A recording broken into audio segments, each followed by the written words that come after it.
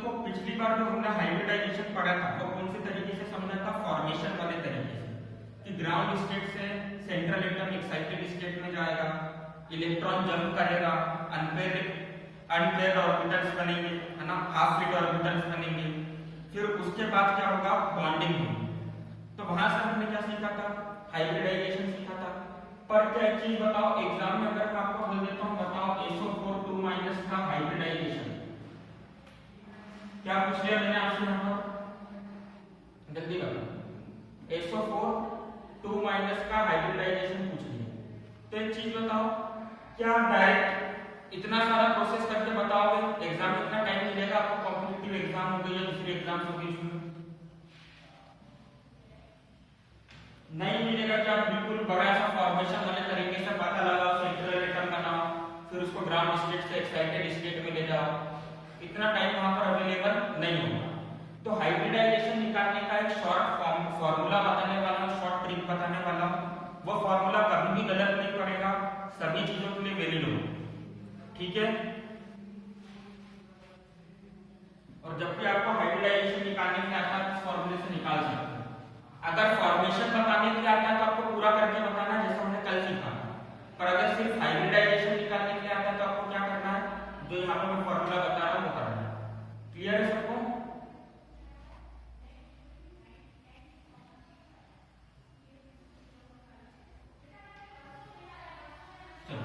तो hybridisation basically हम hybridisation की हेल्प से बताते क्या है, शेप बताते हैं। क्या बताते हैं, किसी भी मॉलिक्यूल का शेप क्या होगा। जैसे अगर हाइब्रिडाइजेशन में sp तो उसका शेप क्या होगा, लीनियर। देखो टेबल बनी होगी आपकी बुक में, ऐसा बनी हुई है, पेज आगे पीछे पलट कर देखो, मेरे shell electron pair repulsion theory वाले टेबल के पास में होगी टेबल, या कोई टेबल में दे रखा होगा, दिखा बुक देखी किसी ने, sp2 ट्रायंगुलर प्लेनर, कैसा शेप होता है, ट्रायंगुलर प्लेनर, उसके अंदर 3 डायमेंशन डायग्राम भी बना हुआ। मिला टेबल किसी को,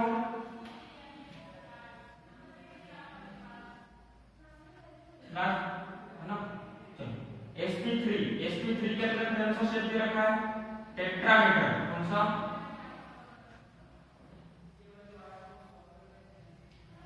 टेट्राहेड्रल। और फिर उसके बाद आता है sp3d और sp3d2। sp3d2 का शेप मुझको यहाँ पे कौन सा होता है, ऑक्टाहेड्रल, है ना। sp3d का शेप क्या होता है बता देता हूँ, स्क्वायर प्लेनर और triangular trigonal pyramid, trigonal pyramid. देखो मैं अभी भी बोलूंगा, ये जो स्क्वायर प्लेनर वाला जो आप देख रहे हो, एक आपने टेबल के अंदर देखोगे तो आपको एक शेप ऐसा दिखेगा, एक हाइब्रिडाइजेशन ऐसा दिखेगा DsP2।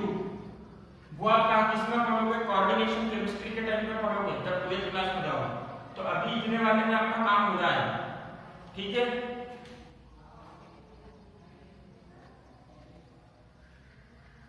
एक और लिख लो एक्स्ट्रा, sp3d3 का मतलब कौन सा शेप होगा, pentagonal बाइपिरामिड, pentagonal बाइपिरामिड।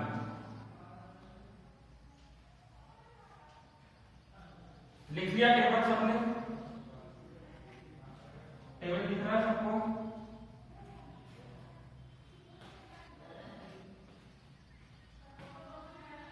Pentagonal bipyramidal.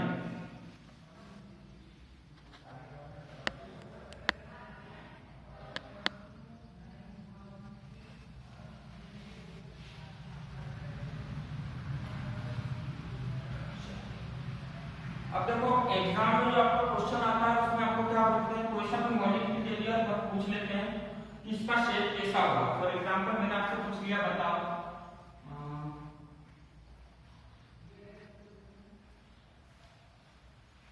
Question देख लेते हैं इसके अंदर। अगर मैंने आपको पूछ लिया बताओ NO3 माइनस आयन का शेप कैसा होगा, किसका शेप पूछ रहा हूं मैं, NO3 माइनस आयन का शेप ज्योमेट्री कैसी होगी ये बताना है। NO3 माइनस आयन कैसा दिखेगा, कैसे बताओगे, कैसे एग्जांपल में लिखा होगा इसके कैसा है टेट्राहेड्रल, याद करके लाओगे। देखो याद करके नहीं जाना है, एक फॉर्मूला होता है वो फॉर्मूला में लिखा देता हूं। देखो बेसिकली हाइब्रिडाइजेशन का मतलब क्या होता है, सेंट्रल एटम के पास में कितने लोन पेयर हैं और कितने बॉन्ड पेयर वाले इलेक्ट्रॉन्स है ना। तो x की वैल्यू उसी को हम क्या बोलते हैं x, कितने लोन पेयर और कितने बॉन्ड पेयर है सेंट्रल मेटल एटम के पास में, उसको टोटल को क्या बोल रहे हैं यहाँ पर x बोल रहे हैं किसी भी स्ट्रक्चर में। तो उसका फॉर्मूला क्या हो जाएगा, सीधा सीधा साइड एटम, कितने एटम साइड में कनेक्टेड, ठीक है, ये number of singly bonded atom भी बोल सकते हो आप इसको, plus 1/2 valence electron of central atom. Ve क्या है यहाँ पर, सुनते जाओ अच्छे से, बाद में कंफ्यूज नहीं होना। Ve क्या है, valence electron of central atom minus V क्या है यहाँ पर, वैलेंसी ऑफ कनेक्टेड एटम, जितने भी कनेक्टेड एटम उन सभी की क्या कर दो, वैलेंसी निकाल लो, जितने भी कनेक्टेड एटम उन सभी की क्या निकाल लो, वैलेंसी, ठीक है, प्लस एनायन माइनस कैटायन, ठीक है। लिखते चलते हैं अपन यहाँ पर। S क्या है, सिंगली बॉन्डेड एटम, कितने एटम है जो कि सिंगल बॉन्ड बना है, सिंगली या साइड एटम, सिंपल से इसको से लिखो साइड एटम, तो बाद में कंफ्यूज हो, ठीक है। Ve क्या हो जाएगा, valence electron of central atom, valence electron, अच्छा यहाँ पे वैलेंसी की बात हो रही है कि आखिरी शेल में कितने इलेक्ट्रॉन उसकी बात हो रही है,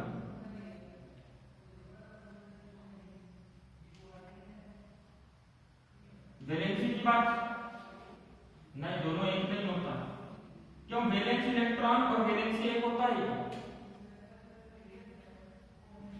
हर बार एक नहीं होता ना, कुछ केसेस में होता है। V क्या है, valency of all the connected atom. देखो बुक में फॉर्मूला नहीं मिलेगा ये वाला, और कहीं भी फॉर्मूला का काम आएगा, लिख लो उसको अच्छे से। A क्या बता रहा है, जितना नेगेटिव चार्ज है उसको प्लस कर दो, मतलब नेगेटिव चार्ज एनायन बता रहा है, जितने एनायन होंगे उसको क्या करना है, जैसे यहाँ पर एक नेगेटिव चार्ज है तो वहां पर क्या हो जाएगा, +1। C क्या बता रहा है, कैटायन, ठीक है, लिख लो उसको, फिर हम क्वेश्चंस करते हैं। क्वेश्चंस निकाल देता हूं मैं अच्छा कॉम्पिटिटिव वाले।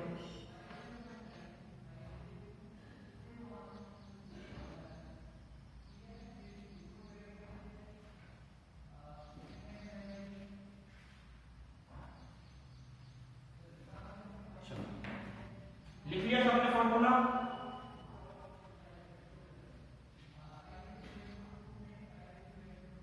दोनों लिखना है, जैसे लिख लो बता देना कि लिखना है।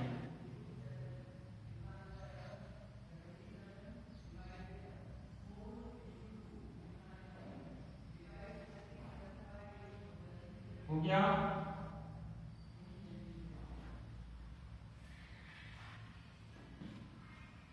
लिख लिया ना सबने,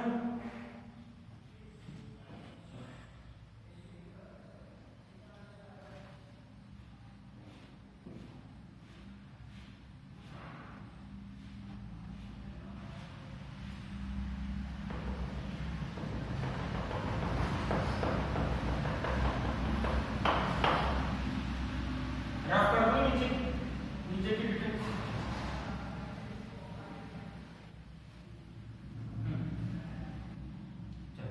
सबसे पहले इजी से चालू करते हैं। NO3 माइनस हमने ले रखा है, तो एक चीज होता है उसमें सेंट्रल एटम कौन है,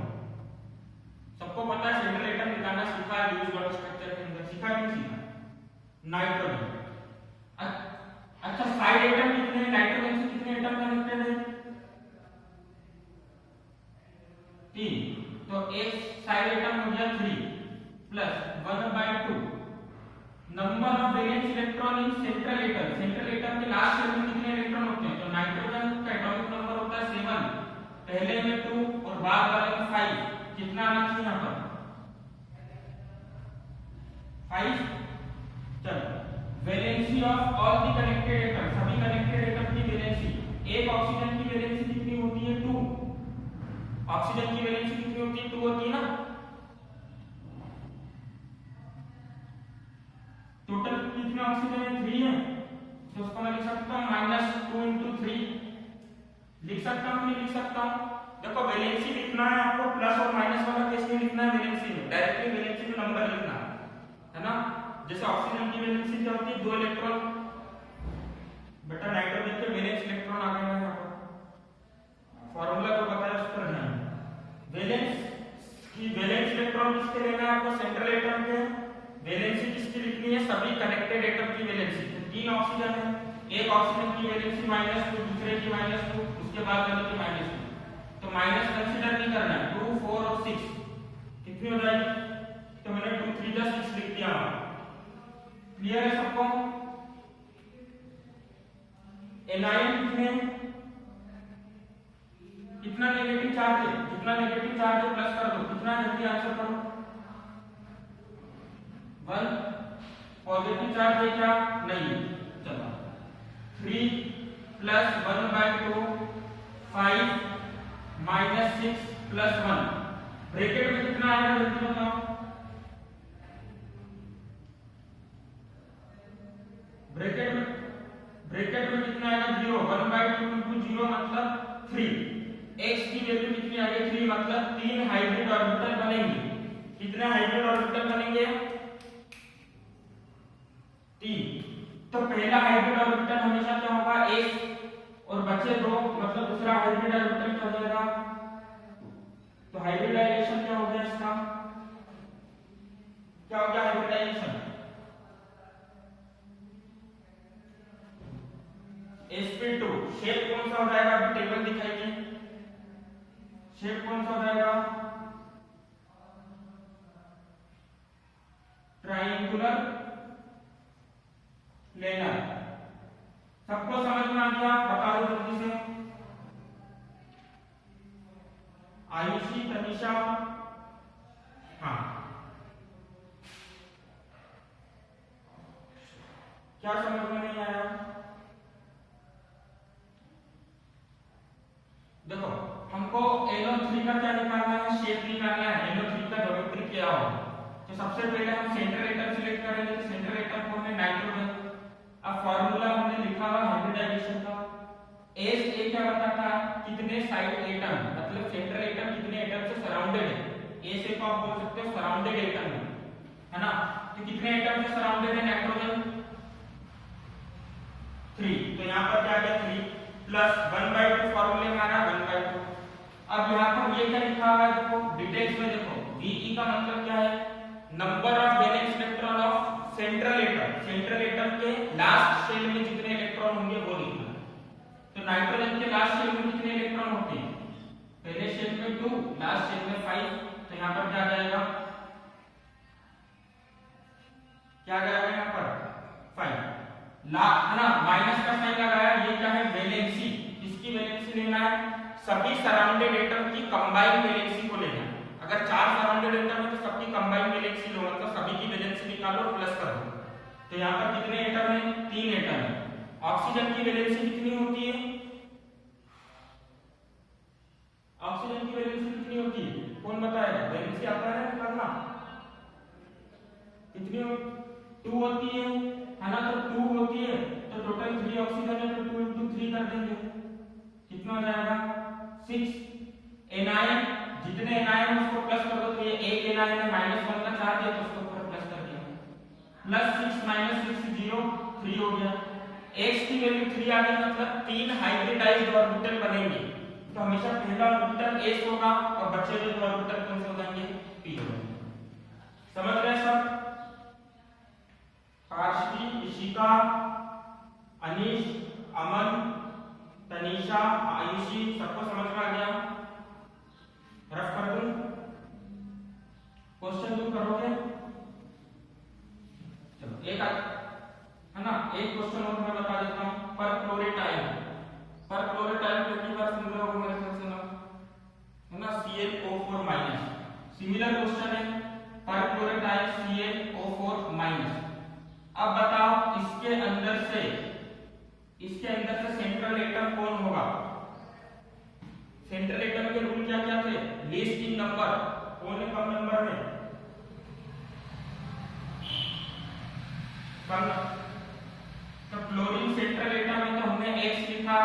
सराउंडेड एटम कितने? क्लोरीन कितने एटम से सराउंडेड है?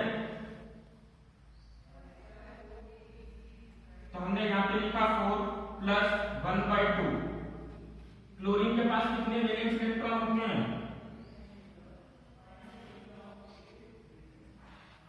अरे वैलेंस इलेक्ट्रॉन निकालना, पार्शियल बी का मतलब है वैलेंस 7, है ना। वैलेंसी ऑक्सीजन, एक ऑक्सीजन एटम की वैलेंसी कितनी होती है? 2। टोटल ऑक्सीजन एटम कितने हैं? 4। तो वैलेंसी टोटल कंबाइंड वैलेंसी कितनी हो जाएगी? 2 × 4। एनायन है मतलब +1। वापस से ब्रैकेट वाली टर्म में क्या आ जाएगा?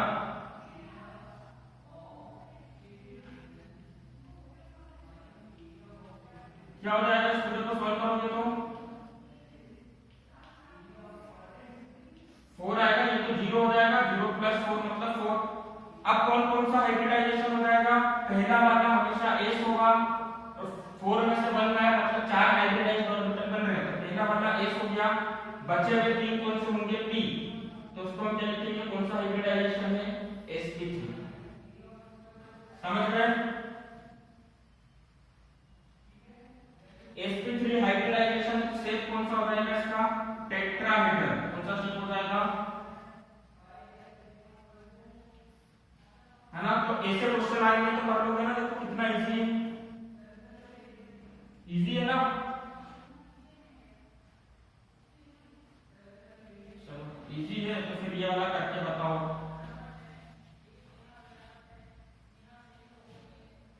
H3PO4 इसका शेप क्या होगा? सेंट्रल एटम कौन होगा? Central atom is phosphorus. तो अच्छा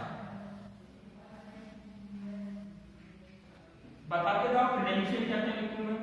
पैरामीटर सराउंडेड एटम कितने हैं टोटल? प्लस 1/2। अब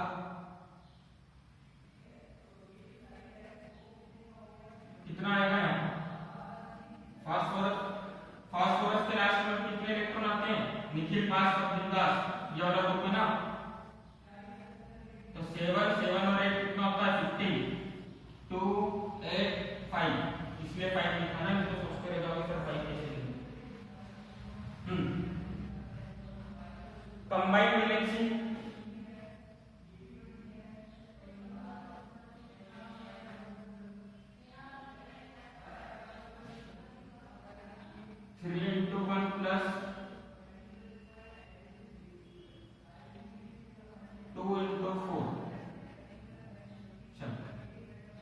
प्लस एनायन कितने एनायन है? 0। कैटायन भी 0 है। तो 7 + 1/2 5 माइनस 4 × 2 8 8 और 3 11। तो 7 + 1/2 -6 कितना जाएगा? 7 -3 मतलब 4 मतलब sp3। ये लिखोगे टेट्राहेड्रल होगा। ठीक है, लिख लो उसको। अच्छा सही है कि गलत है? थोड़ा सा सोचो।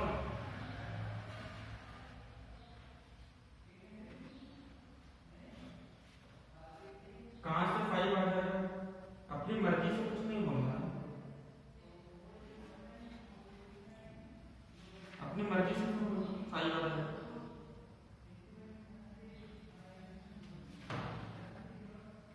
चलो पहले लिख लो फिर हम आगे बढ़ेंगे।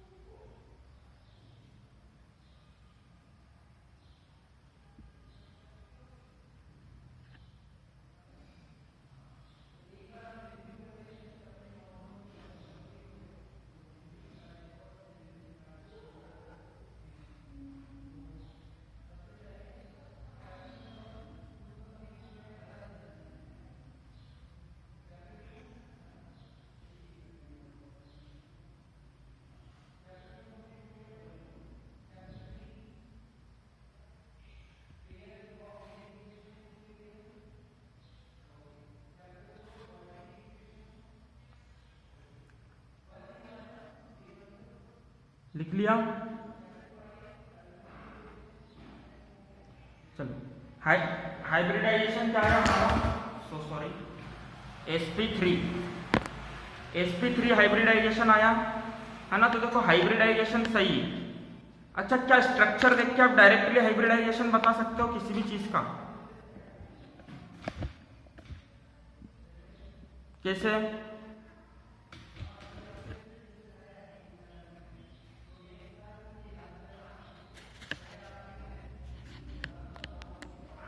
वो तो शेप होगा।